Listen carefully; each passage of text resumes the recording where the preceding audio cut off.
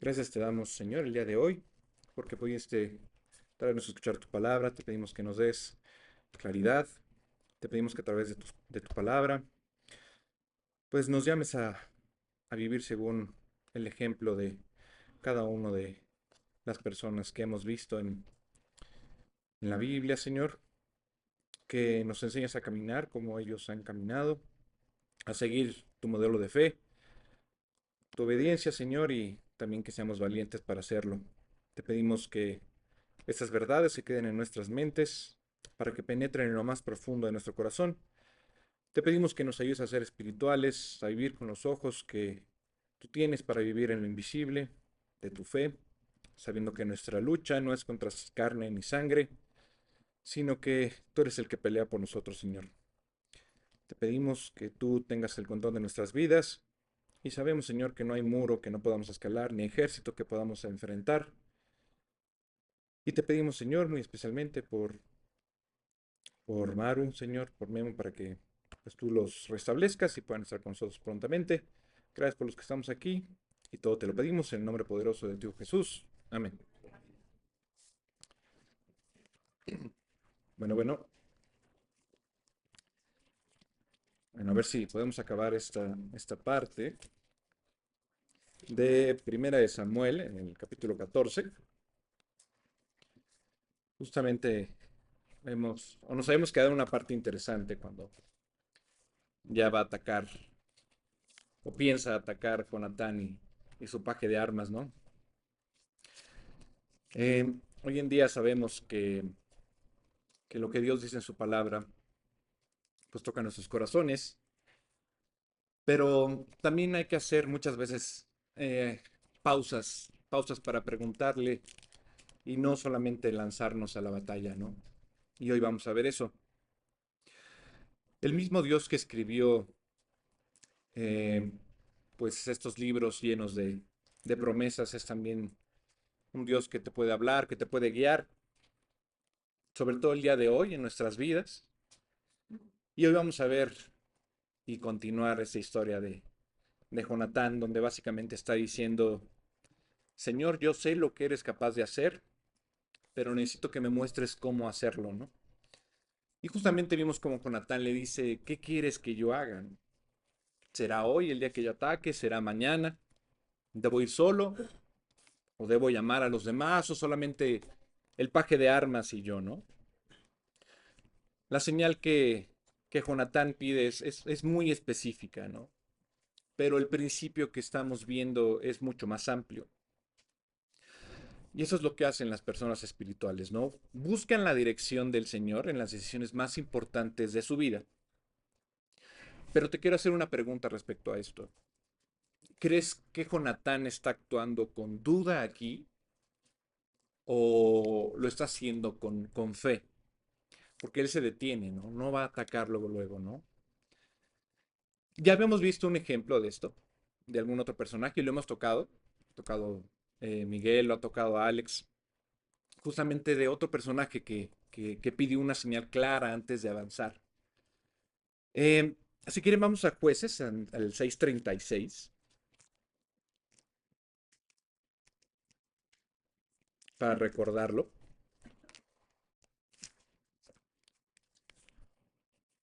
Jueces 6:36 dice, y Gedeón dijo a Dios, si has de salvar a Israel por mi mano, como has dicho, y aquí yo pondré un vellón de lana en la era, y si el rocío estuviere con el vellón solamente quedando seca toda la tierra, toda la otra tierra, entonces entenderé que salvarás a Israel por mi mano, como lo has dicho, ¿no? Gedeón pidió esa señal con este vellón antes de moverse, y Jonatán también está pidiendo una señal antes de moverse. Pero ¿cuál es la diferencia entre estos dos personajes? Porque si fueran iguales, estas dos vidas, entonces Jonatán no estaría actuando por fe, sino por duda. ¿A qué me refiero? Hay una distinción importante que yo noto aquí, ¿no? Gedeón ya tenía un mandato directo por Dios, de cuando pidió una señal, ¿no? Y la petición que está pidiendo ahorita es como esta petición de duda. Yo veo que Dios es misericordioso, pero Gedeón está titubeando, ¿no? Y veo más adelante la vida de Jonatán y veo que en realidad no está dudando, ¿no? Y él no tenía incluso este mandato directo como lo tenía Gedeón. Jonatán simplemente conoce los principios generales de Dios, ¿no? Pero ahora te está diciendo, Señor, ¿qué quieres que haga exactamente? Así que no está actuando con dudas, sino simplemente está actuando con esta pausa y está actuando con fe, porque está esperando a Dios, ¿no? Y aquí viene algo hermoso en este capítulo, ¿no? Y espero que estén poniendo atención. Cuando Jonatán le pide al Señor una señal para saber qué hacer, yo lo veo así como que no creo que Jonatán esté pidiendo todo el plan de guerra, ¿no? Que tal vez uno le podría preguntar a Dios, ¿no? Oye, enséñame todo el plan que tienes para mi vida, ¿no? Digo, está increíble que se lo podamos preguntar, pero, ¿sabes una cosa? No te lo va a mostrar. Pero Jonathan está diciendo, solamente quiero que me des el siguiente paso. Y entonces quiero que eso se quede el día de hoy con ustedes, que recuerden esto en su caminar con Dios cada día, ¿no? Muchas veces cuando estudias la manera en que Dios se está guiando, verás que lo hace paso a paso y lo hace una cosa a la vez, ¿no? Jonatán no sabía si iba a derrotar o no a un ejército completo con su escudero al lado, ¿no? Y seguramente el escudero apenas podía cargar armas, no sé cuántas traería, ¿no? Pero me imagino así como en las caricaturas que llevan a uno lleno de cosas, ¿no? Y lo cargan y lo cargan y lo cargan, ¿no? No sé si alguna vez has tenido a alguien que te ayude en la casa, en el trabajo, y de repente dices, oye, lleva esto, ¿no? Me acuerdo en el trabajo, ¿no? Yo trabajaba solo mucho tiempo y después me pusieron personal a mi cargo y después ese personal tenía otro, ¿no? Y de repente, muy, muy amablemente, te decían, no, yo te ayudo, porque me veían así, ¿no? Como muy, muy, muy preocupado por una cosa y te clavas en una, se te olvidan las demás y poco a poco empiezas como a manejar lo demás, sin olvidar la primera, pero tienes que hacerlo con equipo, ¿no? Y tienes que confiar en ellos. Y de repente era, sí, sí, manda este mail, oye, manda esta carta, oye, ve por esto, oye, ve aquello, ¿no? Y ya de repente ya tienen un montón de cosas, tú también tienes un montón de cosas y ya necesitas a alguien más. Y se empiezan a cargar uno, ¿no? Y cuando tienes a esta persona de confianza, pues ya le empieza a cargar más y más cosas, porque ves que puede, ¿no? Y vas y más cosas, y a ti también, ¿no? Entonces te empiezas a cargar con muchas, ¿no? Eh, Jonatán en ese momento no sabía cómo iba a derrotar a un ejército completo, ¿no? Uno se puede pensar, mira, yo estoy aquí, frente a ellos, no hay nadie más que el paje, me voy a enfrentar a ellos, sí, sí, yo sé que sí, pero yo estoy esperando que Dios me dé el siguiente paso. ¿Cuál es el siguiente paso? Pues ve y ataca y ya acaba con todos, ¿no? Jonatán no lo sabe, ¿no? Tal vez sí podía, tal vez no. Él confiaba en la palabra en que sí podía hacerlo. No necesitaba a nadie más que el poder de Dios. Eh, pero recuerden a este paje de armas, ¿no? Que es ya como el perchero humano, ¿no? Seguramente Jonatán le ponía más y más cosas. Llévate otra espada, ¿no? Y otro escudo, llévate otra espada, ¿no? Y cada vez más cargado, ¿no? Y Jonatán no sabía cómo se iba a desarrollar esa batalla, ¿no? Ya saben, uno tiene dos brazos, pues escudo y espada, dos espadas, dos escudos, no sabes, ¿no? Entonces ya las demás pues, sobran, ¿no? Pero yo estoy pensando cómo Jonatán le está diciendo a Dios, ¿no? Señor, ¿qué hacemos ahora, no? Dime cuál es el siguiente paso. Eh, yo quiero que no te frustres. Si has estado orando, a algunas personas les gusta o han ayunado, ¿no? Eh, pero sobre todo que estén buscando alguna dirección de Dios, ¿no? Pero de repente no reciben este mapa, este plan de Dios, ¿no? Y tal vez no lo reciben en los próximos 10 años. Pero si tú confías en Dios, Dios te lo va a dar. Dios te va a dar su plan.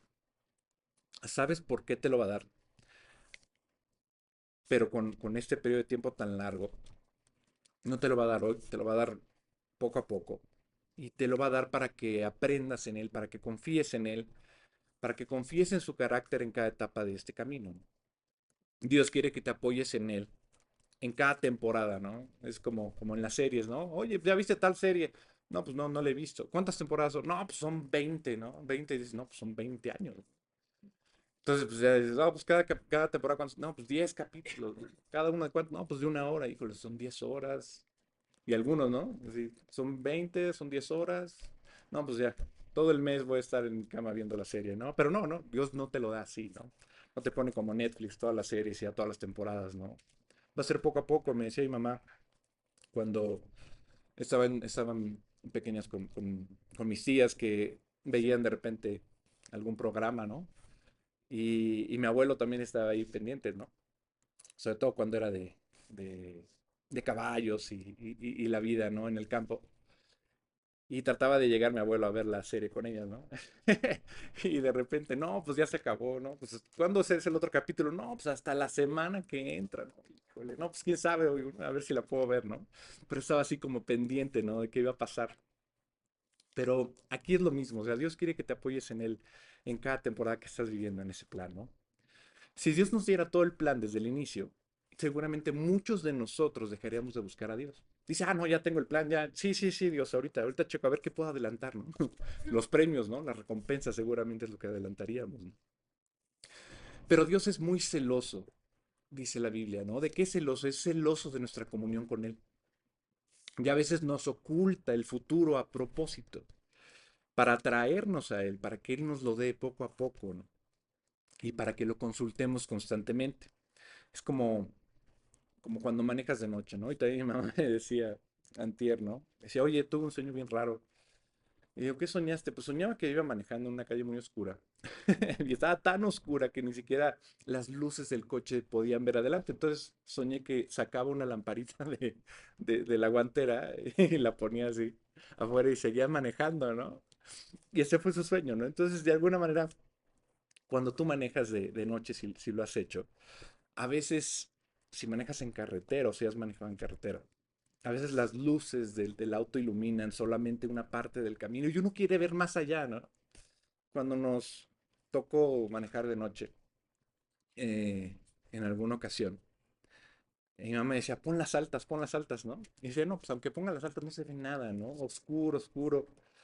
Pero tú quieres ver más allá, ya quieres ver todo el plano, ¿no? Quieres saber que no hay nada que te pueda hacer daño en el camino, ¿no? Y me acuerdo que esa última vez en que la tomamos de noche, aunque traía las largas, había curvas, y de repente salió así, ya saben, un toro así gigante que estaba ahí. No, es así, pues, ya saben, el volantazo y demás. No había nadie, es lo bueno, no pasó nada, gracias a Dios. Pero tú querías ver eso desde antes, ¿no? Dice, ojalá no nos hubiera pasado nada, etcétera. Y lo quieres ver, pero a veces no está esa parte, nada más tienes que confiar en Dios, ¿no? Solo mantente en el camino, ¿no? En el carril que te toca, ¿no? ¿Y cuál es este carril? Eh, en Dios, en la fe, su voluntad. Y si estás en su voluntad, Él te va a dirigir perfectamente bien. Jonatán está esperando al Señor en este momento, ¿no? Y luego, ¿qué va a pasar? Leemos la señal que se cumple. Jonatán y su escudero asoman la cabeza y ven a los hombres, estos hombres filisteos. Y los hombres filisteos también los ven. Y les dicen algo como, ah, mírenlos, ahí están, ¿no? Ahí están unos judíos, ¿no? Ahí están unos israelitas, ¿no? Y les dicen como, como que van a aparecer, ¿no? Y Jonatán ya lo estaba pidiendo así, oye, Dios, muéstrame la señal, muéstrame la señal. Y esos filisteos básicamente les dicen, vengan acá, ¿no? Queremos mostrarles algo, ¿no? Seguramente como que en su mente los filisteos dicen, no, nos vamos a divertir con ellos, ¿no? Y ellos no saben que estaban cumpliendo justamente lo que Jonatán había pedido, ¿no? Una señal. Y entonces, ¿qué sucede, no? Y vamos a leer 1 Samuel 14:14. Y dice, y fue esta primera matanza que hicieron Jonatán y su paje de armas, como 20 hombres en el espacio de una media yugada de tierra, que una yunta de bueyes hará en un día, ¿no? Y fue esta primera matanza que hicieron Jonatán y su paje de armas, como 20 hombres en el espacio de una media yugada de tierra. Ujú, exacto. Y dices, ¿qué significa esto, no? ¿Qué es esta yugada de tierra, no? Primero dices, ¿es mucho, es poco? Pues ahí yo investigando, dice, ¿cuánto será esto, no? ¿Será un cachito, un cuadrito? No, no, básicamente es como un campo de fútbol, soccer, como la tercera parte. En esa tercera parte, él y su paje estuvieron, bueno, fueron a acribillar a estos incircuncisos, ¿no? Y en el 15 dice, y hubo pánico en el campamento y por el campo, y entre toda la gente de la guarnición y los que habían ido a merodear, también ellos tuvieron pánico, y la tierra tembló. Hubo pues gran consternación, ¿no? Y aquí vemos algo muy importante. Jonatán, con la fuerza que Dios le dio, sí mató a 20 hombres. Y, y Jonatán está haciendo este instrumento, ¿no? Para Israel, para Dios. Pero algo que en realidad me causó igual esta conmoción al leerlo fue este temblor en la tierra, ¿no? No fue porque Jonatán fue, ese fue Dios el que hizo temblar la tierra, ¿no? Lo más interesante es que Dios no le había dicho todo a Jonatán de antemano. O sea, no le dijo, los vas a sacar y yo voy a mandar un terremoto, ¿no? No, no, no. O sea, va a ser después de que mates a los 20, yo voy a mandar un terremoto, ¿no? Pero eso no lo sabía Jonatán. Nada de eso. Pero de todas formas, el milagro ocurrió. Este temblor y esto que se consternaran todos, se dio después de que Jonatán hizo lo que tenía que hacer, ¿no? Y hay un principio bíblico que viene en el Nuevo Testamento, ¿no? Que es esta obediencia precede justamente a una intervención divina, ¿no? Sobrenatural. Cuando haces lo que tu capacidad humana te da, pero confiando en Dios, Dios hace lo que Él solo sabe hacer. Que es mostrarse de esta manera poderosa, ¿no? Jonatán está obedeciendo con fe. Fue una victoria aquí contra estos 20 filisteos. Y Dios lo respalda. ¿Con qué lo respalda? Con un milagro. Y esta es la gran comisión que le está dando, ¿no? El último versículo del Evangelio de Marcos, quiero que lo leamos. Es Marcos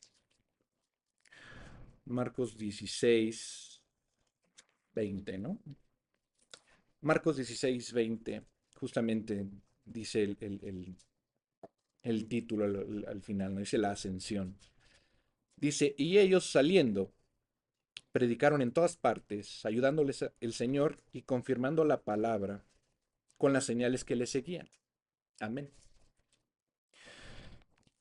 Los discípulos estaban, bueno, sí, los discípulos de Cristo estaban predicando, ¿no? Y estaban obedeciendo naturalmente lo que Dios les había dicho, lo que Jesús les había dicho, ¿no? Y el Señor hizo su parte, ¿no? Confirmar lo que ellos hablaban con sus señales. Cuando tú haces lo que Dios te llama a hacer, cuando tú confías en Dios, no necesitas inventarte ninguna práctica mística para provocar algo espiritual, ¿no? La manera de vivir de manera sobrehumana en realidad es la fe. Y lo vemos cuando Jesús hace algunos de los milagros, ¿no? Por ejemplo, cuando Él convierte el agua en vino, Él que dijo, llenen las tinajas de agua, ¿no? Que lo hicieron, esa es la obediencia natural del ser humano que le está diciendo Dios, oye, tú obedece, yo me encargo de lo demás, ¿no? Y luego que hizo Jesús, las convierte en vino. Cuando iba a resucitar a Lázaro, ¿qué es lo que dijo? Quiten la piedra, ¿ok? Te hacemos caso, yo obedezco, quitamos la piedra. Y entonces, ¿qué hizo Jesús? Resucitó al muerto, algo sobrenatural. Pero muchos preguntan, ¿por qué Dios no hace milagros en mi vida? ¿No? Yo no los veo, ¿no? Yo camino día a día y no veo tales milagros en la mía, ¿no? Quizás porque no estás haciendo lo que Él ya te mandó a hacer. Quédate en un lugar de obediencia constante, quédate en el camino correcto, en la carretera, y Dios en su sabiduría sabrá cuándo te va a mostrar un poder sobrenatural.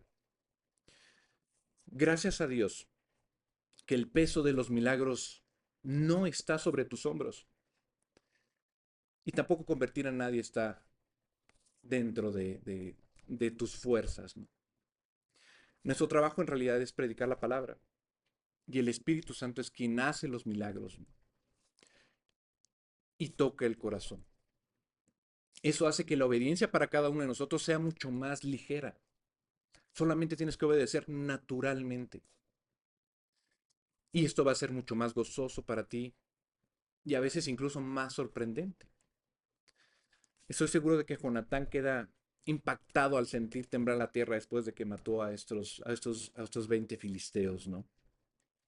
Y mientras esto pasaba, los filisteos, del otro lado, los que vieron todo esto, estaban temblando y gritando como niños asustados. Y luego leemos lo siguiente. Primera de Samuel 14, 16 y 17. Y los centinelas de Saúl vieron desde Gabá de Benjamín cómo la multitud estaba turbada e iba de un lado a otro y era deshecha. Entonces Saúl dijo al pueblo que estaba con él, pasad ahora revista y ved quién se haya ido de los nuestros. Pasaron revista y aquí que faltaba Jonatán y su paje de armas. ¿Recuerdas que Jonatán no le dijo a nadie lo que iba a hacer?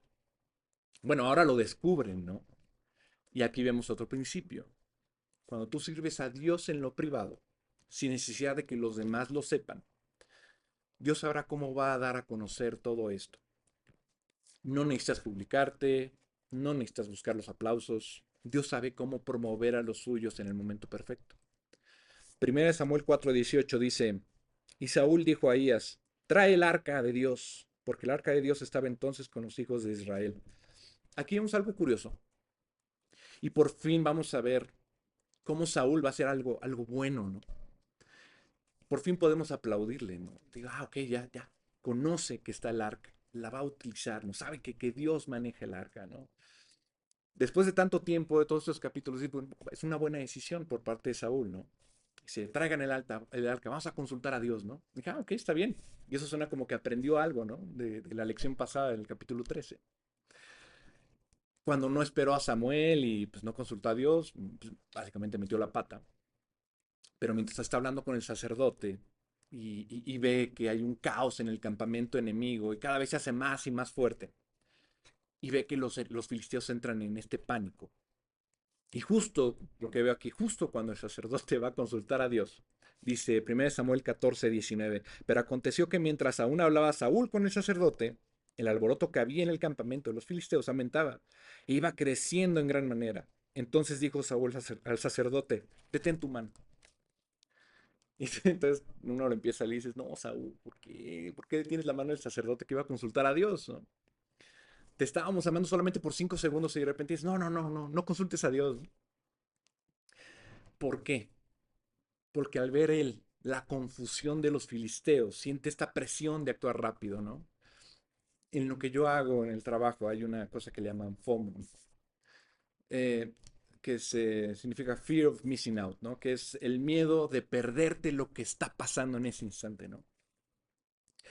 Y él lo que quiere es eso, o sea, ya tiene el temor de, no, tengo que apresurarme, tengo que actuar, yo soy el rey, tengo que actuar. Y sí, espera más, quizás si espera, se pierda la oportunidad de ser el protagonista, ¿no? Y de llevarse el crédito de la victoria otra vez. Y es triste. En el capítulo anterior, Saúl se dejó presionar, ¿no? Por su propio pueblo y cesó, ¿no? Veía que todos se iban y ¿qué hago? ¿Qué hago? Tengo que actuar antes de que se vayan todos y pecan, ¿no? Y aquí se deja presionar por esta oportunidad de ver que ya todo está bien, que ya se están huyendo, están mal los filisteos, ¿no? Y dice, no quiero perder esta oportunidad, no quiero perder el protagonismo y esa presión. Y lo hace moverse sin consultar a Dios otra vez. Y esto también te puede estar pasando a ti, ¿no? Hay momentos donde sentimos la presión por parte de personas, situaciones, pero lo más seguro o lo más sabio que podemos hacer es, Señor, te lo entrego a ti.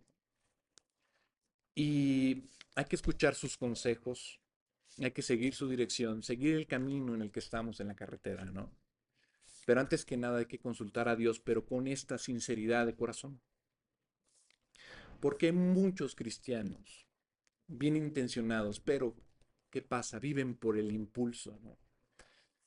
Y no oran, no consultan a Dios, no esperan, no dan esta pausa, ¿no? Que hizo Jonatán. Y eso nos lleva a decisiones que en un momento tal vez parecen buenas en ese instante, ¿no? pero están fuera de la voluntad del Señor. No permitas que la presión te obligue a tomar una decisión que aún no has consultado con Dios, ¿no?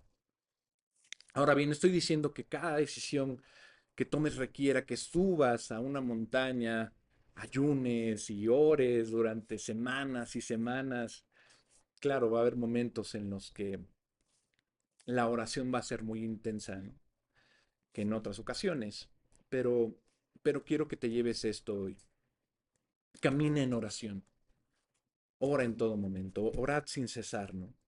Camina en dependencia con el Señor y confía en que Dios te va a honrar si tú lo sigues cuando tú lo honres a Él. En el capítulo anterior, en el 13, Saúl fue presionado ahora sí que fue presionado a desobedecer la palabra de Dios, ¿no? Por causa del pueblo. Se dejó presionar pese a que era el rey, él era la autoridad. Y en este capítulo está presionado por él mismo a no esperar lo que Dios le tiene que decir, a no consultarlo. Él quiere ser nuevamente protagonista, ¿no? Así que yo te pido hoy que tú vivas por la palabra, que vivas por el espíritu de la oración y Dios te va a dar la victoria, ¿no? Dios quiere que tengas este éxito espiritual, no quiere que lo tengamos. Saúl no puede con la presión y por eso le dice al sacerdote, retira tu mano, ¿no? Olvídate, Dios, vamos a aprovechar la oportunidad que tenemos ahorita, ¿no? Y yo me pregunto, ¿qué habría pasado si Saúl hubiera esperado a Dios, hubiera consultado a Dios en ese instante, ¿no? Sí, seguramente Dios ya lo hubiera retirado de todas formas el reino, pero no sabemos qué más hubiera pasado, cómo hubiera terminado la vida de Saúl. Me gusta imaginarlo, porque así me veo a mí mismo y digo, ¿qué pasa si espero? ¿O qué pasa si en el pasado hubiera esperado a Dios, ¿no? Hubiera obedecido a Dios y no hubiera actuado por este impulso, ¿no? Primera de Samuel 14:20 dice, y juntando Saúl a todo el pueblo que con él estaba, llegaron hasta el lugar de la batalla, y he aquí que la espada de cada uno estaba vuelta contra su compañero y había gran confusión. Los filisteos estaban confundidos, se atacaban entre sí y el caos reinaba en el campamento enemigo. El 21 y el 22 dice, y los hebreos que habían estado con los filisteos de tiempo atrás y habían venido con ellos de los alrededores al campamento, se pusieron también al lado de los israelitas que estaban con Saúl y con Jonatán. Asimismo, todos los israelitas que se habían escondido en el monte de Efraín, oyendo que los filisteos huían, también ellos los persiguieron en aquella batalla. Vemos dos grupos. Los hebreos estaban en el campamento enemigo, quizás como prisioneros o quizás como aliados, y vemos a los otros que se habían confundido, perdón, que se habían escondido. Y les voy a dejar eso de tarea. ¿A qué grupo quieres pertenecer tú de esos dos, no? Si estuvieras en esos dos, no en el que está peleando del lado israelita, sino estos dos, que en un momento grave de situación, de crisis, vio que llegaban los filisteos a su vida, que los problemas a su vida, y de repente dijeron, no, no, me fui del lado de los filisteos, ¿no? Que te vayas del lado enemigo. O te dio miedo y te escondiste. ¿Cuál serías tú si ves que Dios llega con una solución? Quiero que se queden con esta tarea y si la próxima vez puedo preguntarles a alguien, me gustaría que alguien me compartiera y me dijera, oye, sí llegó el problema en mi vida. Y yo sinceramente fui de los que se unieron, que no creo que nadie lo diga, o fui de los que en realidad se escondieron. Por el otro lado, si eres de los de obediencia y eres del lado de Jonatán que esperó a Dios, también compártelo, si quieres, ¿no? Si no, yo les comparto la mía. Bueno, aquí lo dejo. Muchas gracias. Acuérdense de la tarea. Bueno, ahora nosotros vamos a ver un nuevo estudio que se llama El servicio a Cristo. Vamos a iniciar leyendo Hebreos 10, 26 y 27, que dice así. Esa es en la versión NTV.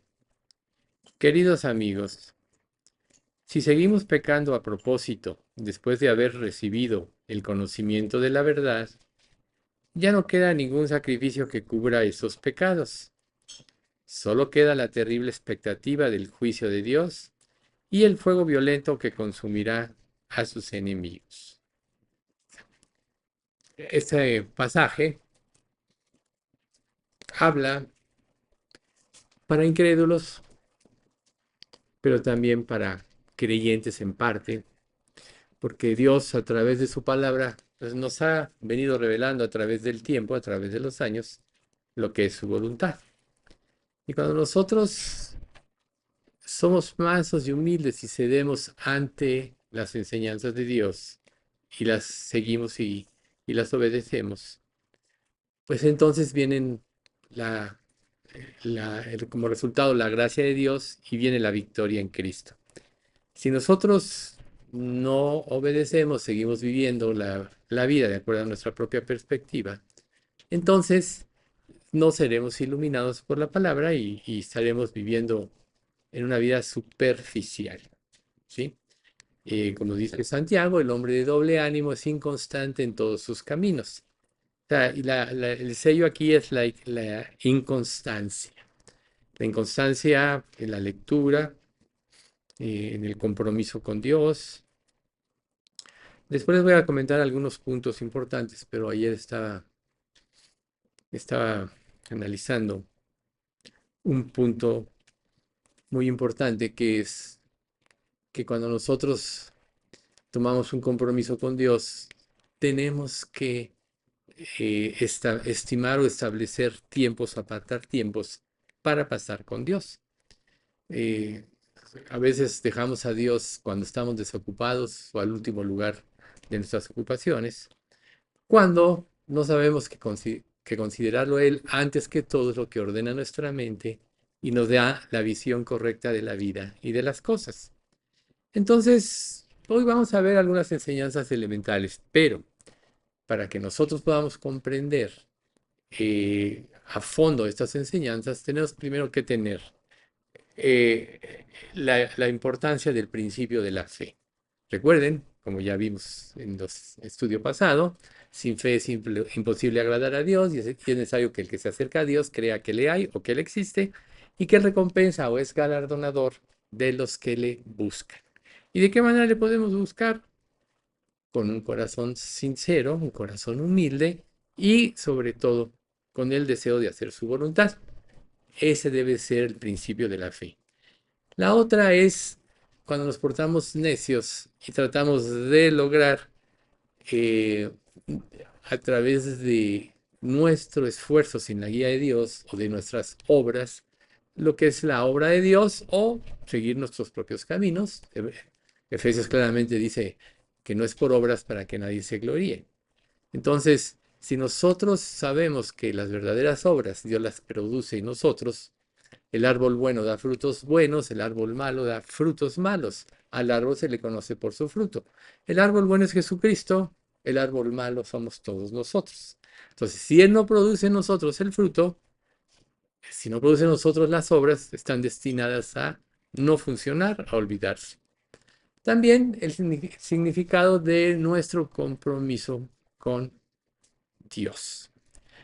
Aquí la mayoría de nosotros ya nos bautizamos y el bautismo es el bautismo en agua post cristianismo, después de que Dios nos bautiza con fuego, con su Espíritu Santo, es un testimonio al mundo que estamos identificados con Dios, que morimos a una vida de pecado y hacer nuestra propia voluntad y hemos renacido a una nueva vida en la cual nosotros estamos dispuestos a hacer siempre la voluntad de Dios. Ese es el significado.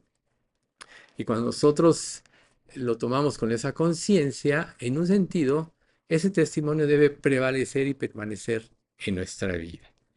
Y tenemos que tomar en cuenta que Dios, como ya también estudiamos los dones espirituales, a cada uno de nosotros nos dio uno o quizá más dones de acuerdo a su voluntad, de acuerdo a cómo el Espíritu los reparte. Y eso, nosotros naturalmente estamos ya ejercitándolos. Algunos ya lo saben, ya lo intuyen por sus acciones, algunos no lo conocen, pero naturalmente estamos ejercitándolo. Eso quiere decir que Dios ya ha provisto a su iglesia como conjunto todos los dones para que la iglesia funcione bien como el cuerpo de Cristo y para que nosotros funcionemos individualmente en la cooperación con todas las metas de la iglesia. Otro aspecto muy importante es la victoria de la resurrección. que Dios, al haber resucitado, tuvo victoria sobre el pecado, sobre la muerte, y resucitó para darnos una nueva vida. Y eso también ya lo estudiamos. Si nosotros vivimos en el poder de la resurrección, entonces será el poder de Dios el que rija nuestra vida y será ahí donde podremos cumplir y enfrentar cualquier tipo de reto, solucionar cualquier tipo de presiones y siempre voltearemos hacia Dios y seguiremos sus principios.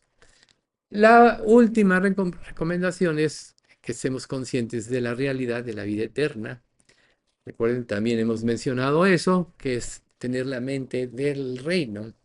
Este mundo nos jala hacia su sistema de pensamiento, donde prevalece el egoísmo, la autosuficiencia, el menosprecio a los demás. Y en el cristianismo, la verdad es cada uno ve a los demás como superiores a él mismo, según dice la misma palabra en Colosenses, si mal no recuerdo. Entonces, es precisamente la realidad de la vida eterna lo que nos va a pedir servir a Dios. Recuerden, Jesús, cuando lava los pies de sus discípulos, dice, yo soy el Señor y Cristo, y bien así, yo lo soy. Y les estoy poniendo un ejemplo. El que quiera ser mayor, el mayor quiere ser el que más sirve. Y tristemente nosotros vemos que muchos solo pretenden un reconocimiento o situaciones así, sin querer servir ni comprometer sus vidas, ni tener en mente lo que los demás piensan, sienten, como para orientar siempre a las personas con las que Dios nos pone en contacto hacia la fe en Dios. Entonces, una vez comprendido o concientizado lo que tiene que haber en nuestra vida, es ahí donde nosotros podemos poner nuestra vida al servicio de Dios. Ahí es donde verdaderamente vamos a poder servir. Porque si no tenemos todos estos elementos y queremos servir, lo más probable es que cometamos muchos errores, inclusive endurezcamos a personas y todo quede frustrado. Pero Dios quiere que nosotros, y para eso dejó a cada creyente en este mundo y el conjunto de creyentes a su iglesia, para dar testimonio al mundo de lo que Él es. Un creyente o una iglesia que no tiene como objetivo dar el testimonio al mundo de Cristo, su poder, su resurrección y la salvación, o sea, el Evangelio, es una iglesia que no va a prosperar. ¿Por qué? Porque la gente se va a confundir. De por sí ya tenemos muchos problemas, porque en cualquier diálogo cada uno tiene una estructura de mente y piensa en lo que su imaginación o su mente le está diciendo, y muchas veces es difícil relacionarnos con los demás. Por eso es que Jesús pone el ejemplo de la parábola de la higuera que se seca. Dice Mateo 21 del 18 al 22. Por la mañana, cuando Jesús regresaba a Jerusalén, tuvo hambre y vio que había una higuera junto al camino. Se acercó para ver si tenía higos, pero solo había hojas. Entonces dijo, que jamás vuelva a dar fruto. De inmediato la higuera se marchitó. Al ver eso, los discípulos quedaron asombrados y le preguntaron, ¿cómo se marchitó tan rápido la higuera? Entonces Jesús les digo la verdad, si tienen fe y no dudan, pueden hacer cosas como esa, y mucho más. Hasta pueden decirle a esta montaña, levántate y échate al mar, y sucederá. Ustedes pueden orar por cualquier cosa, y si tienen fe, la recibirán. ¿Cuál era la característica de esta higuera? Pues probablemente habla de el Sanedrín del pueblo judío, que ellos habían fracasado porque vivieron para sí mismos, usaron las normas de Dios y establecieron las suyas propias. Y llegó el momento que le dieron más importancia a sus propias normas que a la misma palabra de Dios. Cuando Jesús viene y los confronta, en lugar de humillarse humildemente, decir, tienes razón Dios, hemos descuidado esto, se irritan, ven sus propios intereses que pueden estar perdiéndose su lugar, su posición, su prestigio, que todo el mundo los alabara. Y entonces van contra Jesús, ya sabemos la historia, acaban dando, prácticamente propiciando que lo maten, aunque sabemos que fue obra de Dios. Entonces, nosotros tenemos que estar conscientes, primero,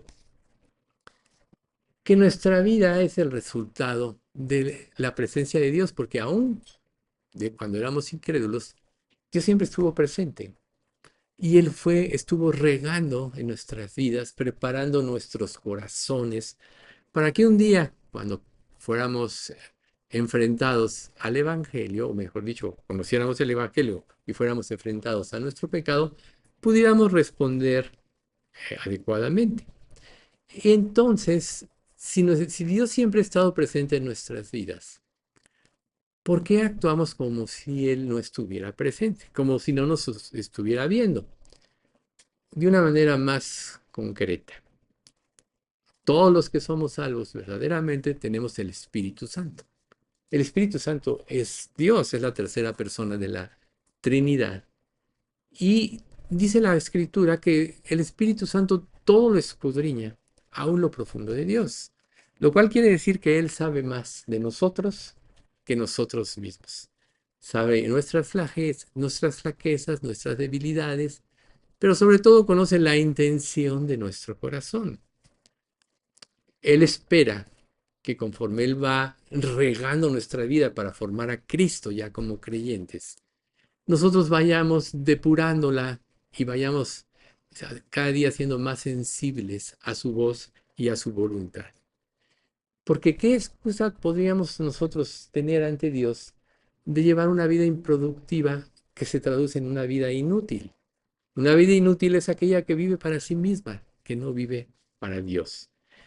Entonces, muchos creyentes son cristianos, pero solo de nombre. Hoy vemos la- las, las iglesias, hay de todos tipos, las de iglesias cristianas, unas más fieles a la palabra, unas menos fieles y otras que se han ido a las fábulas y han desviado a mucha gente y van a propiciar que muchas personas se pierdan.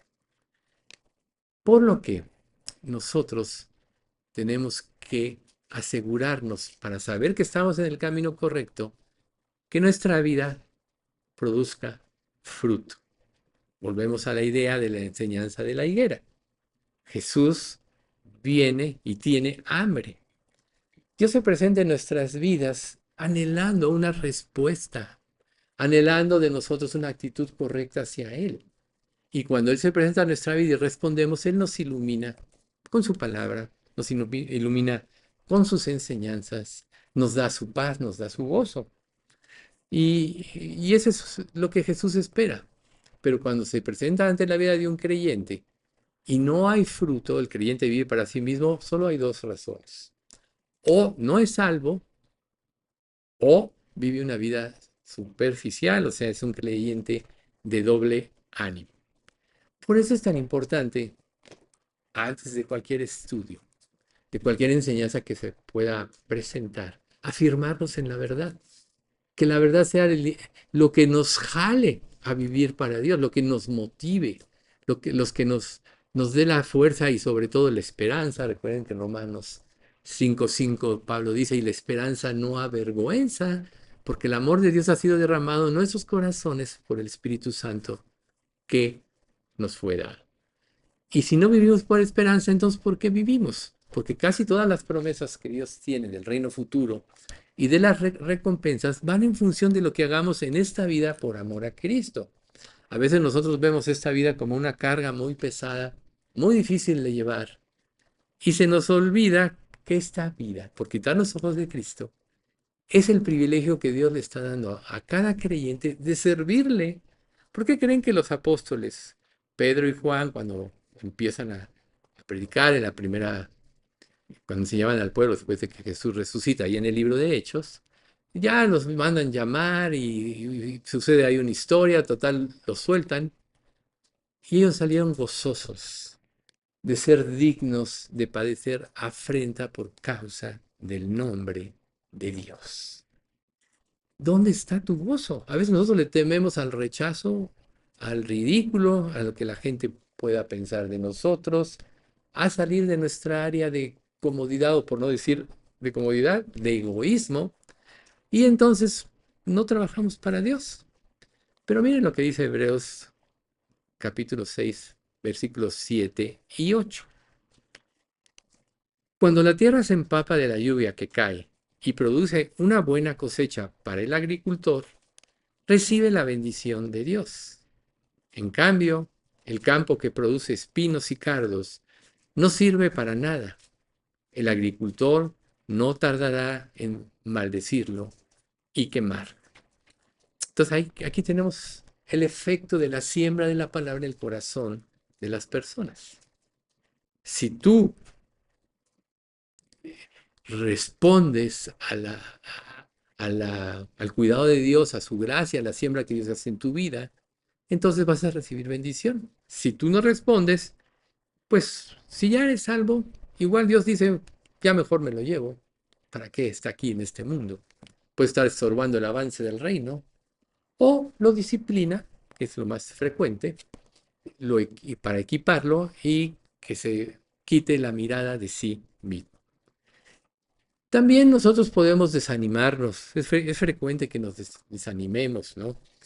Este mundo va progresando en tecnología y en tantas cosas y vemos muchos problemas y todo. Pero hay una característica que la mayoría de las personas que habitan este mundo sin Cristo tienen. No tienen paz, no tienen gozo, no tienen satisfacción, no tienen esperanza. Y a lo mejor los hijos de Dios que aparentemente no tienen nada, tienen lo que el mundo desea y quiere comprar con dinero, con prestigio, con poder, etcétera, que es el gozo y la paz de la salvación que Dios nos da. Entonces, a veces nosotros nos podemos confundir también en este aspecto y nos dejamos guiar por los principios y los rudimentos del mundo y automáticamente viene ese efecto en nosotros. Entonces la pregunta que te debes hacer es esta. ¿Mi vida realmente tiene paz y tiene gozo? ¿O estoy luchando con muchas cosas? ¿Estoy insatisfecho? Pablo al final de su vida, eso dijo en Filipenses 4, 5, 6, no, 9, 10, dice, he aprendido a contentarme cualquiera que sea mi situación. He aprendido a vivir en humildad, o he aprendido a vivir en abundancia, para todo estoy puesto por todo. Y luego dice, el que todos conocemos, todo lo puedo en Cristo que me fortalece, Filipenses 2:13, ¿no? Entonces, ahí es precisamente donde está la conformidad o la inconformidad. Si tú vives para Dios, entonces no te vas a desanimar, no importa la situación en la que vivas o cómo estés, porque vas a tener la mente puesta en lo eterno. Nunca se nos olvide que esta vida es temporal. Todo lo que esta vida tiene y representa se va a destruir, te lo dice Pedro. Todos los elementos al fuego serán quemados y la tierra y las obras que en ella hay serán deshechas. Y si esto ha de ser así, ¿cómo no debéis aprender a vivir en mansa y humildemente para Dios? O sea, es ahí el punto. Y otro aspecto importante es que Dios no es injusto. Como dice este pasaje que acabamos de leer, no es injusto para olvidar la obra de fe que nosotros hagamos. Y aunque ahorita no estemos recibiendo recompensa, ni seamos quizás reconocidos, Dios conoce nuestros esfuerzos de amor y servicio. Eso es lo más importante. Cuando tú vives para agradar a Dios, eso es lo importante, no importa lo que los demás piensen. Tú vive para agradar a Dios. Y entonces Dios te va a reconocer un día. Te dirá, bien, buen siervo y fiel, en lo poco fuiste fiel, sobre mucho te pondré, entra en el gozo de tu Señor. Ahí está. El gozo de la vida cristiana es nuestra fuerza, según dice Nehemías 8:10. Entonces nosotros debemos permitir que el amor de Dios sature nuestros corazones, que toque todas las áreas de nuestra vida, aún las más profundas, las más íntimas que quizá le tenemos reservadas a Dios. A lo mejor externamente tú dices, no, si sirvo a Dios, yo doy todo por Dios, etcétera. Pedro eso dijo y le negó, ¿verdad? Pero Dios quiere que en lo profundo de nuestro ser. Y esto solo va a suceder si nosotros tenemos los ojos puestos en Él, donde Él nos va a reanimar, nos va a motivar y nos va a ayudar a superar las desilusiones que podamos tener. Generalmente las desilusiones vienen porque esperamos algo de alguien y no obtenemos la respuesta que queremos. Una desilusión como esta puede tener dos aspectos importantes. Que tú quieres ser reconocido, eso es vanidad y codicia. O todo lo haces para la gloria de Dios. Si tú lo haces para la gloria de Dios, no tienes por qué esperar recompensa porque la gloria es de Dios y sabrás que todo lo que Él produzca en ti es precisamente lo que tenías que hacer como siervo inútil eres, ¿no? Cuando ya has hecho lo que tenías que hacer, siervo inútil eres. Pero si tú tienes una perspectiva equivocada de esto y entre lo que haces quieres reconocimiento, quieres que la gente te alabe por esto, estás cerrado en lo que estás haciendo. No estás haciendo las cosas como para Dios, solo te estás viendo a ti mismo. Eso no va a traer fruto en tu vida, ni va a traer satisfacción, ni reconocimiento y vas a acabar en frustración y en desaliento. Entonces, tenemos que tener presente lo que Dios piensa, y esto te lo dice Hebreos 6:10. Pues Dios no es injusto. No olvidará con cuánto esfuerzo han trabajado para Él y cómo han demostrado su amor por Él sirviendo a otros creyentes como todavía lo hacéis. Vean ustedes, este pasaje nos dice cómo se demuestra el amor por Dios, sirviendo. Cuando nosotros nos vemos a nosotros mismos, no vamos a servir a nadie, queremos que nos sirvan. Ese es el punto.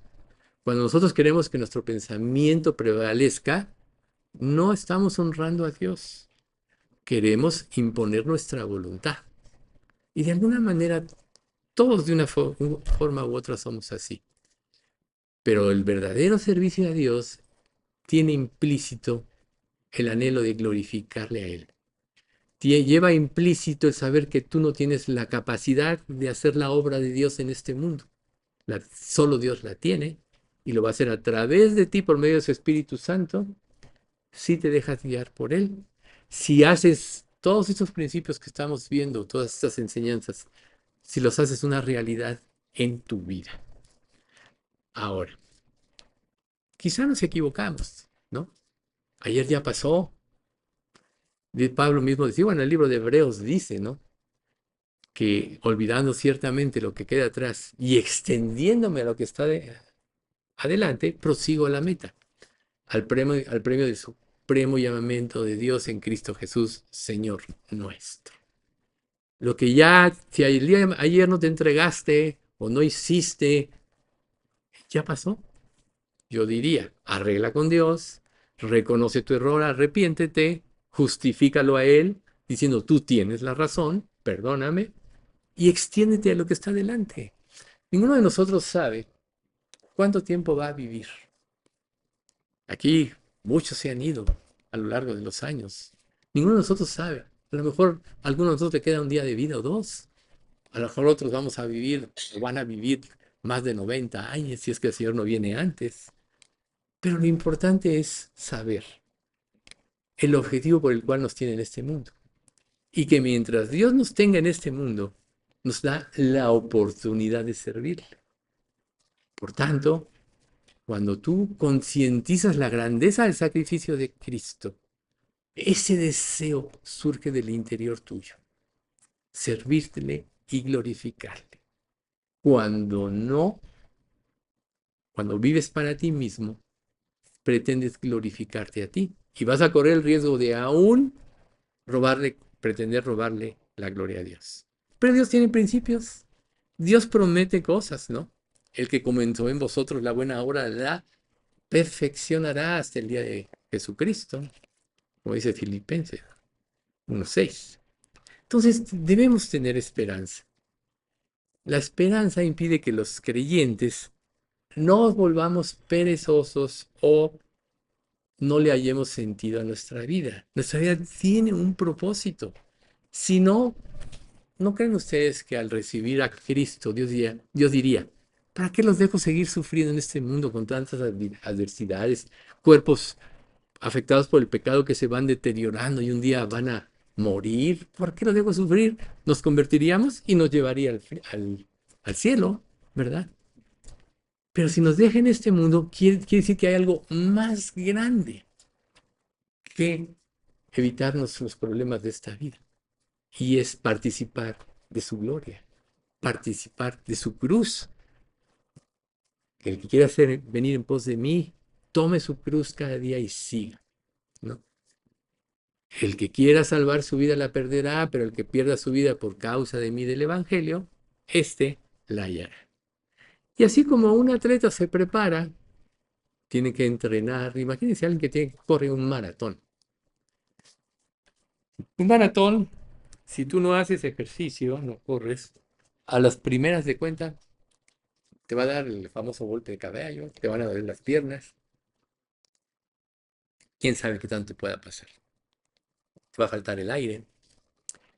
Pero para correr un maratón, el atleta tiene que prepararse, tiene que empezar a correr de menos a más, tener una disciplina, etcétera. Y cuando ya está listo, y no vas a correr un maratón diario para poderlo correr, no. Tienes que prepararte. A lo mejor un día corres 10, otro 15, otro 6. Y así es más o menos la preparación. Dale al cuerpo altibajos para que se acondicione.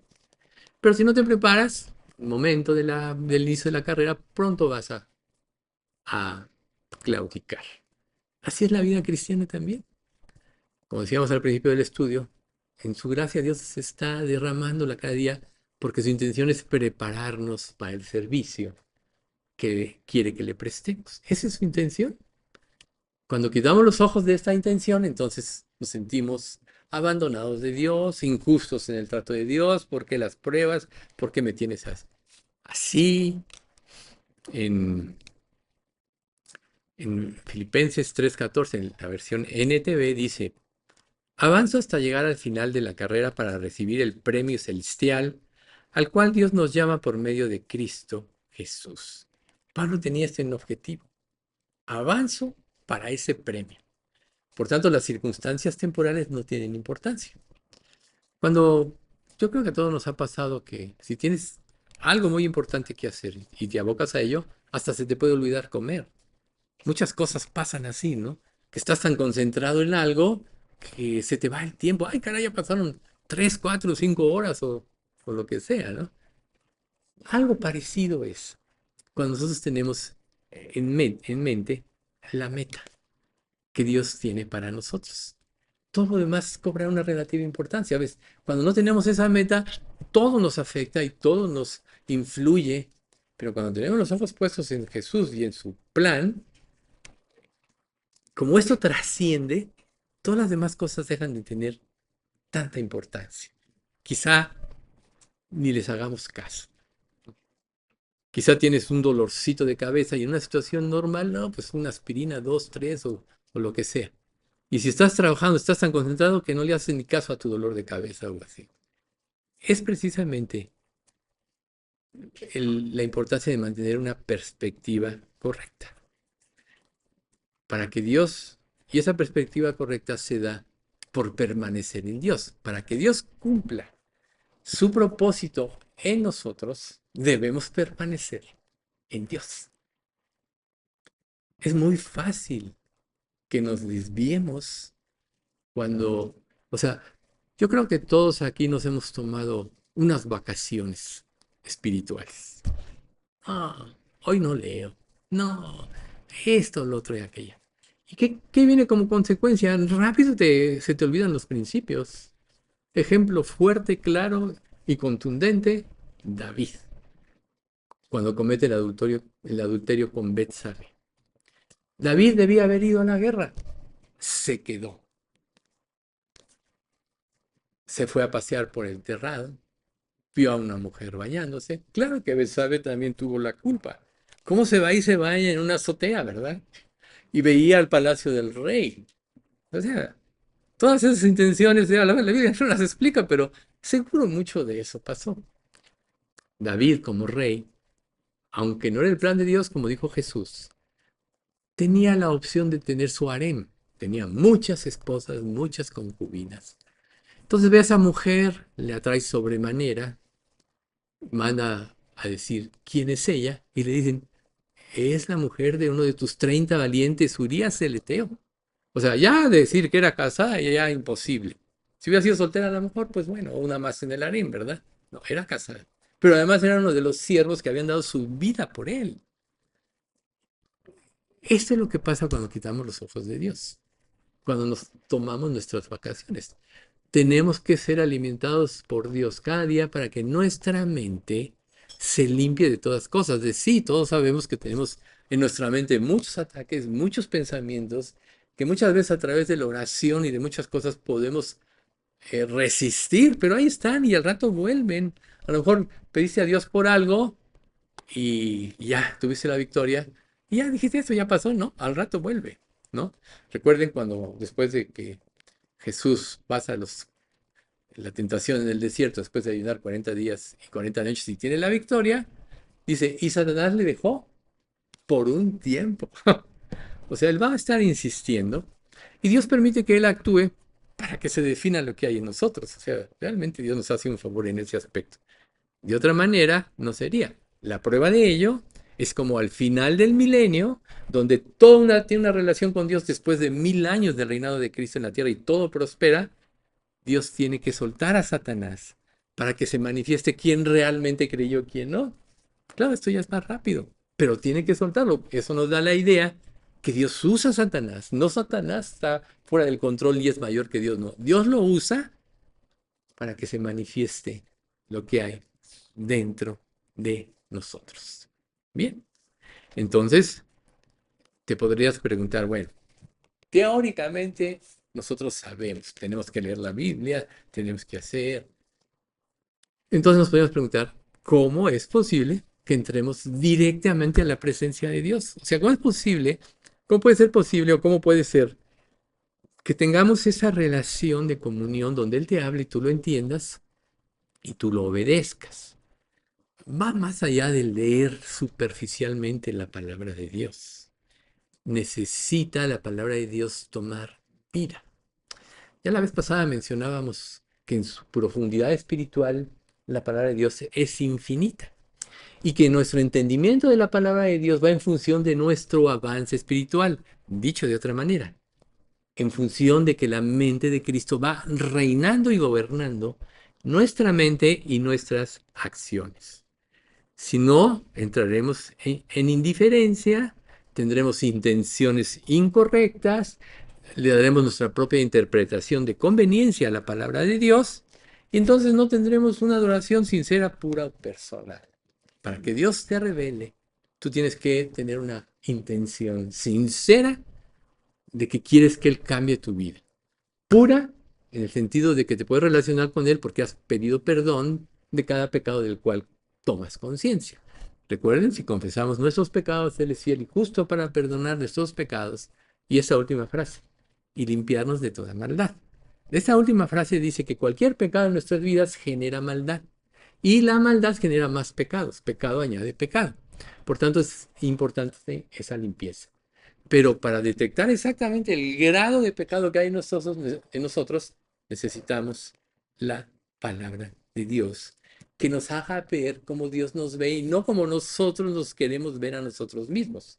Recuerden, lo hemos dicho, cada uno de nosotros es el héroe de la escena.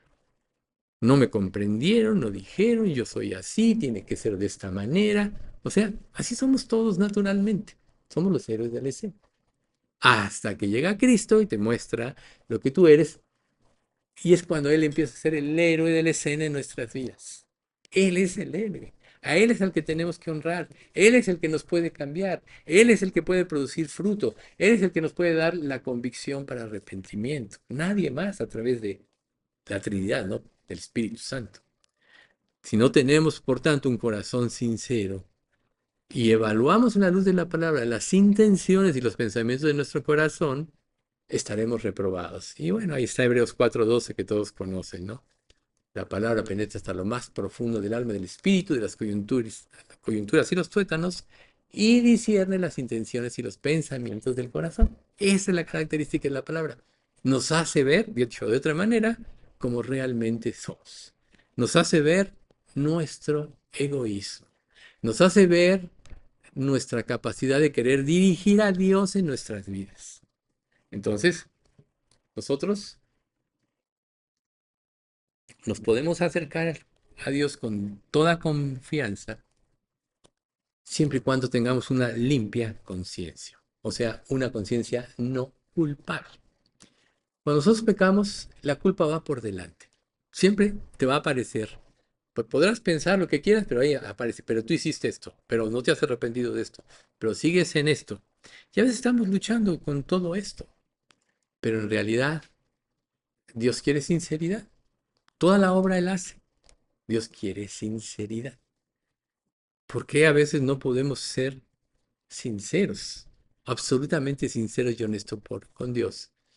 Porque no queremos todavía entregarle plenamente el control de nuestra vida. Y Jesús te dice, te promete, Juan 16:24, hasta ahora nada habéis pedido en mi nombre. Pedid y recibiréis para que vuestro gozo sea cumplido. Esto quiere decir que con sinceridad y con el deseo de cambiar o que de que Él te cambie, mejor dicho, tú tienes que pedirle. Pero si le pides sin ese deseo, sino que más bien Dios acomode las cosas de acuerdo a lo que tú piensas, nunca te va a responder. Por eso a veces dices, bueno, está esta promesa que pide y recibe, y yo pido y no recibo. ¿Por qué? Porque no estás pidiendo correctamente, porque no estás dispuesto a hacer una petición a Dios. Siempre tienes que estar dispuesto a abandonar todo aquello que tiene un valor para tu vida, que se opone a que hagas la voluntad de Dios. Ya vimos también el estudio de la idolatría. Ídolo es todo lo que se antepone a Dios y te jala, porque te promete satisfacción sin compromiso. Por eso son tan populares los ídolos. Por eso sigue la idolatría reinando. Se ha matizado de forma diferente en esta última época, pero sigue reinando. Entonces, para ir a Dios siempre tiene que estar implícita una renuncia. ¿Renuncia de qué? De cualquier cosa que se oponga a que hagamos la voluntad de Dios. Entonces, a veces tenemos que barbechar nuestros corazones para que, y eso se hace con la palabra de Dios, para que depuremos todo ese tipo de sistema de pensamiento.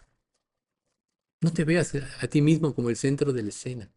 Jesús es el que es el centro de la escena. Él es el que te salvó. Él es el que te dio la vida eterna. Él es el que produce los frutos para vida eterna. Él es el que te da las recompensas. De Él, por Él y para Él son todas las cosas, dijo Pablo alguna vez. Hebreos 9:14 dice en la versión NTV. Imagínense cuánto más la sangre de Cristo nos purificará de conciencia de acciones pecaminosas para que adoremos al Dios viviente.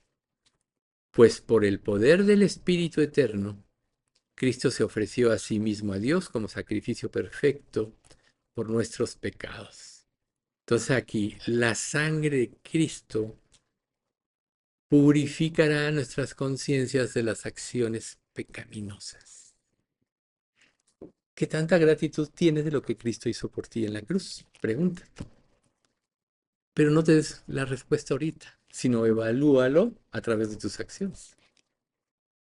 O sea, lo que nosotros hacemos es lo que realmente somos. Lo que gobierna nuestro pensamiento es lo que realmente pensamos.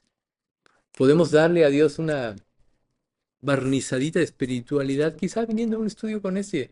Hay unos vienen, unos no vienen. Ojalá que todos los que no pueden venir no puedan, pero y los que vienen vengan para que verdaderamente Dios les hable. Pero si este es un compromiso religioso para calmar tu conciencia, malo es. No va a producir el fruto que debe ser. Aquí tenemos que venir a que Dios nos hable al corazón con el deseo de que nos transforme. Si no es así, de nada nos sirve. Entonces, con una conciencia limpia, o sea, cuanto más la sangre de Cristo purificará vuestras conciencias de obras muertas, con una conciencia limpia es como te puedes relacionar con Dios. Por eso siempre, previamente, tenemos que hacer un análisis de nuestra vida. ¿Quieres hablar con Dios? Primero haz un análisis de tu vida y ven qué estás fallando, ve qué tendencias tienes. Hay cosas en muchos de nosotros, yo diría en todos, que son repetitivas en nuestra vida a, la luz a través de los años. Ahí estamos, sobre lo mismo, sobre lo mismo, sobre lo mismo. ¿Por qué no lo superamos? porque realmente no lo hemos querido entregar. Lo que tú entregas lo superas porque cambia tu mente. Lo que no entregas es porque no quieres cambiar. Tienes ese ídolo que te hace sentir satisfacción, te hace sentir bienestar. Es un engaño de Satanás. Satanás vive engañando de esta manera. Pero cuando nuestra mente ha sido limpiada con la sangre de Cristo, cuando ha sido lavada, esto evidencia la purificación interior en nosotros por medio de su palabra. Purificación. Sed santos porque yo soy santo, dice Dios. Purificación. Entonces, hace rato hablamos del bautismo como símbolo externo, ¿verdad?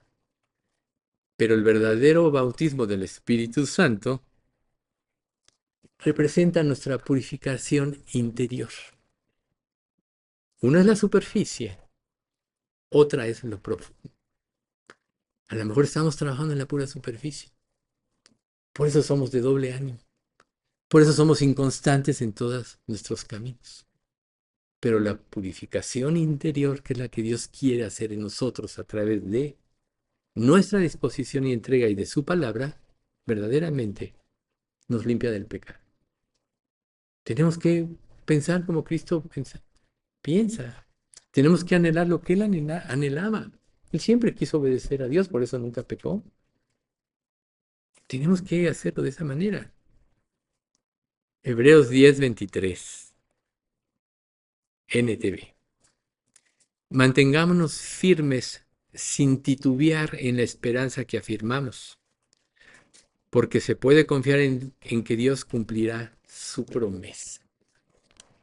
Tienes una esperanza verdadera, mantente firme en ella y vive por ello. La esperanza cambia tu mente. Si sabes que un día vas a estar con el Señor, no veas las cosas del momento en esta vida. Más bien, piensa, ¿cómo me voy a presentar delante de Dios el día de mañana? Hace rato que Mauricio hablaba de la planeación. Esta es la verdadera planeación. ¿Cómo me voy a presentar delante de Dios el día de mañana? Recuerden lo que dice el final de Juan, primera de Juan 2. Y ahora, hijitos míos, 2:21, 22, permaneced en Él, para que cuando se manifieste tengamos confianza, para que en su venida no nos alejemos de Él avergonzados. No es que vayas a perder la salvación si realmente eres salvo. Cuando Dios te muestre todo lo que pudo haber hecho en tu vida, si te hubieras consagrado, vas a salir avergonzado. Pero hoy, ahorita, tienes la oportunidad de cambiar. Olvida lo que queda atrás. Lo que tú fuiste ya no tiene remedio, ya pasó. Extiéndete a lo que está delante. Eso es lo importante de un estudio como este, que nosotros podamos ver hacia adelante. Por eso, ¿cuál es la parte de nuestro equipamiento? ¿Cómo debe ser la parte de nuestro equipamiento? Orar, estudiar y adorar. Si tú quieres ser reconocido, estás robando gloria a Dios. No lo vas a adorar como Él lo merece. ¿Cómo podremos adorar a Dios? Cuando tenemos una verdadera adoración, todo lo demás deja de tener importancia en nuestra vida. Lo único que importa es que queremos hacer su voluntad. ¿Sí? Él quiere dar testimonio al mundo por medio de nosotros, de su iglesia. Esa fue la comisión. Tenemos ya el ejemplo de Israel, ya fracasó. Yo he tenido oportunidad, ya creo que les había comentado, de hablar últimamente con muchos judíos. ¿Y saben qué? Son ignorantes. No conocen de fondo la palabra, pero son incrédulos también. Israel fracasó. Por eso Dios le dio la salvación a los gentiles y formó su iglesia. Y la iglesia,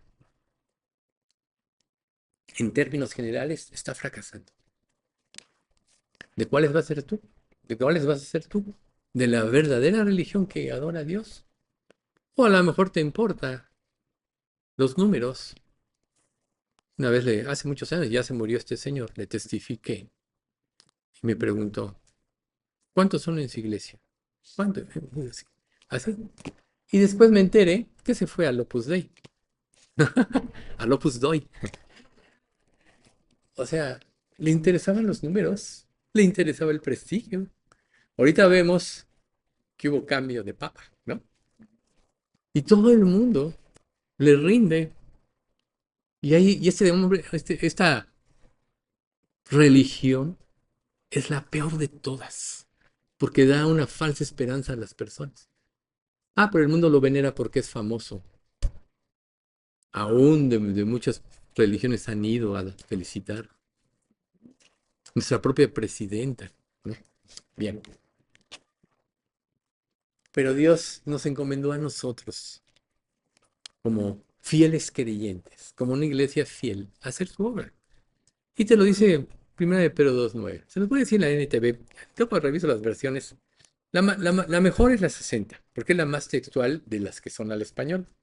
Pero a veces hay algunos pasajes que son ilustrativos. Pero ustedes no son así, 1 de Pedro 2:9, porque son un pueblo elegido.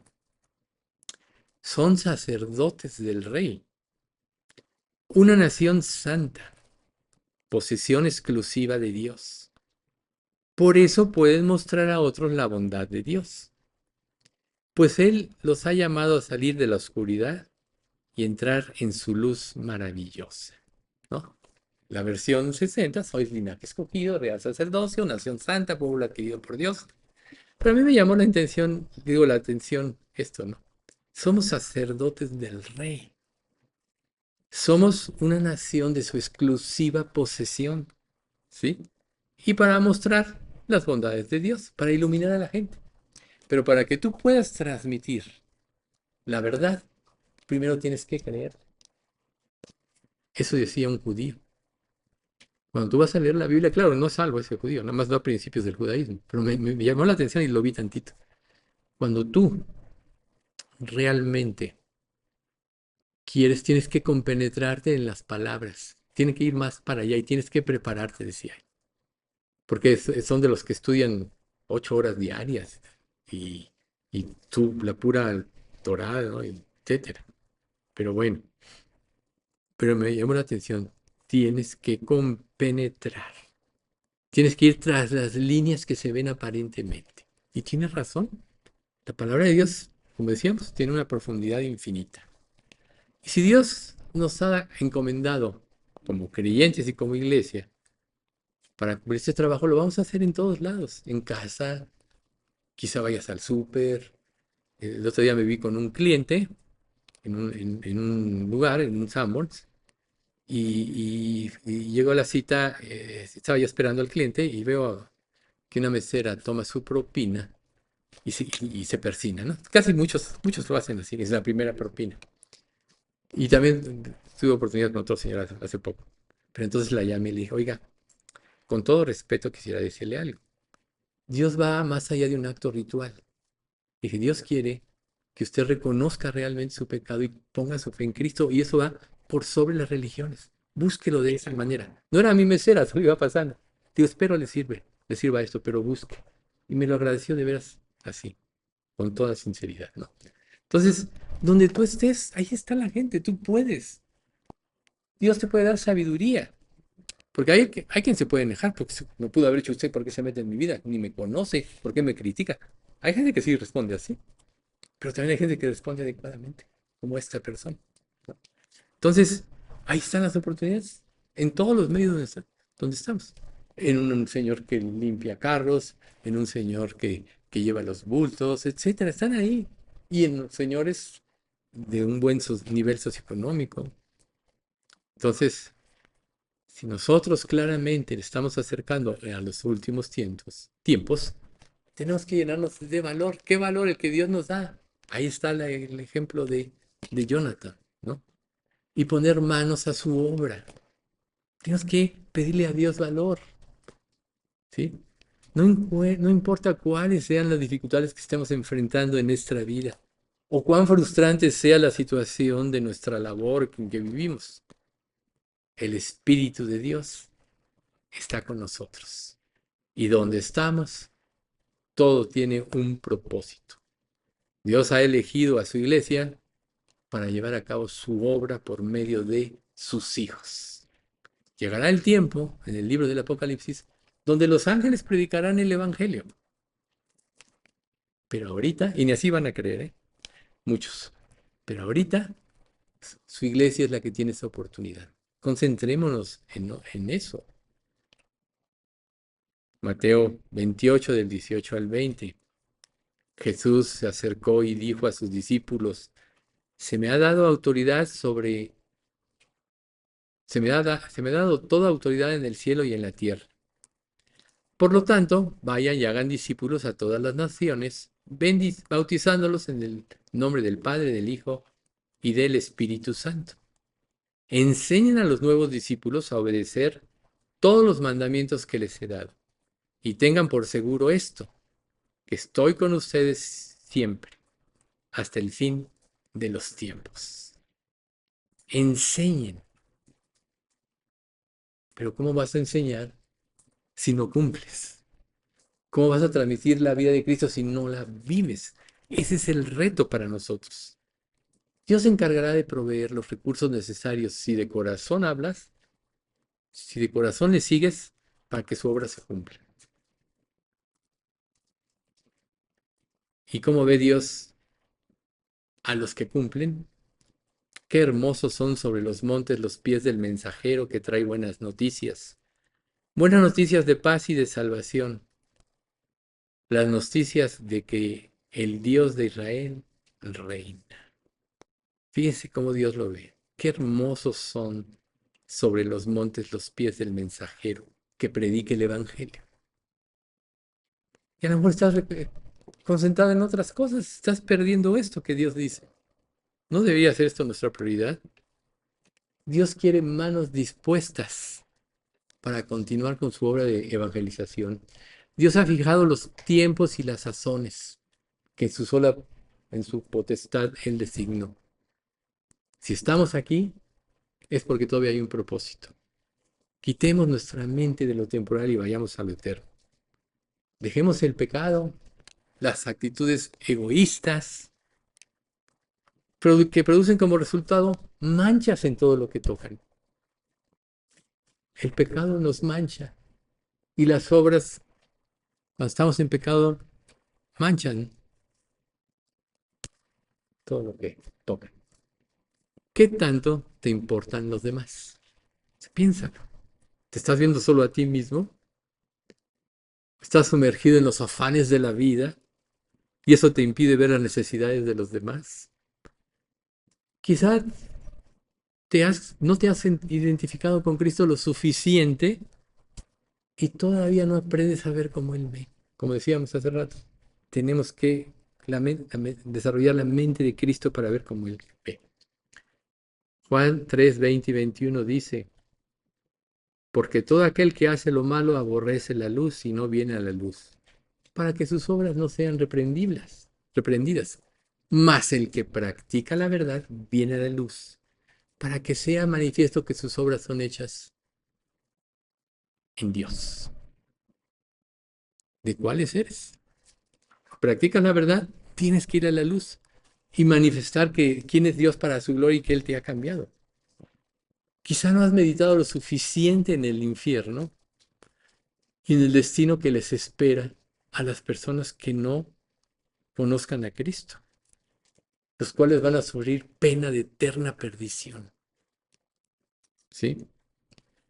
Recuerden que Hebreos 9:27 dice, no hay negociaciones y de la manera que esté establecido para los hombres, que mueran una sola vez y después de esto, el juicio. Es en esta vida, cuando la gente se convierte o se va al infierno. Santiago 2:13, porque juicio sin misericordia se hará con aquel que no hiciere misericordia. Y la misericordia triunfa sobre el juicio. Ahí está. Si Dios nos salvó por misericordia y tú te has identificado con Cristo, ¿no tendrías que ver a cada persona que no le conoce con misericordia y ayudarla a entender?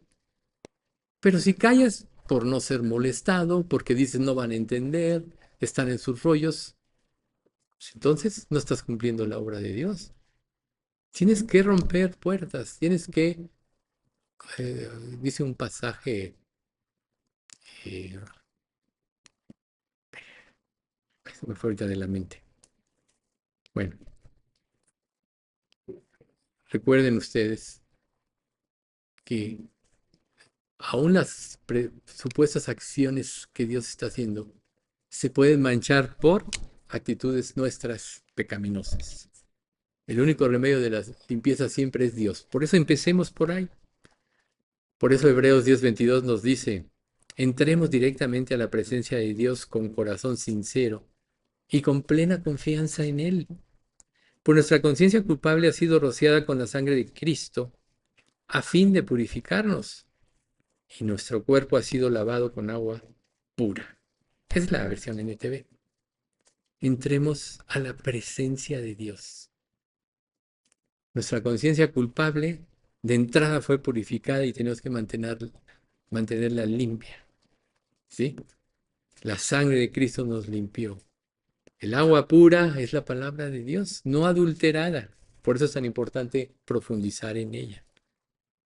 Pidámosle a Dios que nos dé una verdadera fe para poder vivir en el poder de Dios, haciendo a un lado nuestros intereses egoístas. Esteban así vivía y puso en jaque a todos los judíos cuando lo llaman a testificar. Y tuvo la oportunidad de dar un testimonio, porque en ese capítulo le da toda la historia de Israel, les muestra su historia en pocas palabras, con esa sabiduría que Dios le dio. Por tanto, pedirle a Dios sabiduría, como dice Santiago 1:6, ¿no? Si alguno de vosotros tiene falta de sabiduría, pídele a Dios, el cual da a todos abundante y sin reproche y le será dada. O sea, Dios no te la va a limitar. Pero primero, para que todo esto surte efecto, tienes que tener un corazón compasivo. Si no, no va a haber foro. Si realmente no te interesas en los demás, no va a haber forma. Salomón, por ejemplo, le pidió a Dios entendimiento. ¿Qué quieres que te dé? Le dicen sueños. No, pues dame sabiduría para guiar a este pueblo, porque no sé cómo entrar ni cómo salir. Y Dios le dijo, ok, te voy a dar la sabiduría. Pero además, te voy a dar lo que no me pediste. Riquezas, gloria y honra. Nosotros conocemos la historia de Salomón. Pero hubo épocas muy buenas en él. Ahí están todos los proverbios de Salomón y fueron más de 7,000, según dice la misma escritura. Pero cuando Dios le dio, puso manos a la obra. No se quedó ahí, construyó el templo, ¿verdad? Puso manos a la obra. Entonces, si le pedimos sabiduría a Dios, entonces tenemos que poner manos a la obra.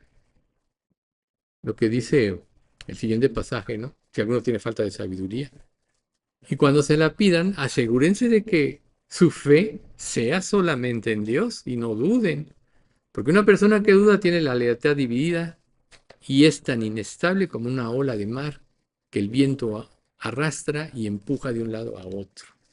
Esas personas no deberían esperar nada del Señor. Su lealtad está dividida entre Dios y el mundo y son inestables en todo lo que hacen. ¿Ven? A veces nos concentramos solo en el 6, ¿verdad? Pero vean ustedes, su lealtad está dividida. Entonces, este es un punto muy importante. La sabiduría incluye el discernimiento para saber lo que es bueno y la firmeza de carácter para realizarlo. Ahí está. ¿Entiendes? Ejecuta. Por eso es tan bueno este estudio de Jonathan. Ejecuta, ¿no? No le pidamos a Dios que haga por nosotros lo que Él quiere hacer a través de nosotros. Ese es un punto muy importante. Más bien, pidámosle que nos dé sabiduría. La sabiduría necesaria para saber qué es lo correcto y tener el valor para realizarlo. Cuando disponemos nuestro corazón, nos volvemos bondadosos, compasivos, humildes, tenemos mansedumbre y paciencia para con los demás. Entonces, ya para concluir, cuando Pablo, después de lo apresaron y todo lo que él testificó y pide que apela a Roma porque lo querían matar y debía ser soltado, pero no lo hicieron, llega el rey Agripa, que su esposa era judía, y le expone el Evangelio. Y entonces él le dice, Pablo, por poco me persuades a ser cristiano. Y Pablo dijo, quisiera Dios que por poco o por mucho, no solamente tú, sino también todos los que hoy me oyen, fuesen hechos tal cual yo soy, excepto estas cadenas. Aquí tomemos en cuenta una cosa, estaba en peligro la libertad de Pablo. Pudieron haberle dado la libertad, pero él decidió más bien ser fiel al Evangelio. No se vio a sí mismo ahí. Vio la necesidad de este rey y de todos los anteriores con los cuales él habló en todo este proceso. Entonces, él se interesaba más por la salvación de estos desconocidos que por su propia libertad. Pidámosle a Dios que nos dé ese deseo ardiente de ver a otros llegar a Cristo. No hay mayor tesoro ni mayor satisfacción. Solo piensa en esto. Cada persona a la cual Dios convenza por medio de ti como instrumento para que se convierta a Cristo, la vas a ver durante toda la eternidad, en el cielo. ¡Qué mayor satisfacción! Y debemos de aprender a poner nuestros problemas en segundo plano. No es lo más importante. Lo importante es la obra de Dios, que es la que va a trascender a la eternidad. Cuando logres hacer esto en tu vida, entonces probablemente puedas ser un instrumento que Dios use grandemente. Vamos a dar gracias. Padre, te agradecemos mucho por este estudio, por estos estudios, Señor. Sin duda alguna, cada vez tú tienes algo que decirnos. Permite que todas estas enseñanzas cobren vida dentro de nosotros y generen una convicción que nos lleve a seguir los principios que hoy aprendimos. Padre, los ponemos en tus manos porque no hay una cosa más grande en la vida por qué vivir y por qué luchar que trabajar para tu obra, que trabajar para glorificarte. Permite, Padre, que tanto en lo individual, así como que como iglesia, podamos glorificarte, Señor, y te pedimos que tú nos uses mucho y que también traigas personas que estén dispuestas a dar tu vida por ti aquí. Padre, bendice a nuestras familias y danos un testimonio ante ellas para que puedan llegar a ser salvas. Y trae salud, Señor, a toda nuestra comunidad. Te pedimos todo esto en nombre de Cristo Jesús. Amén.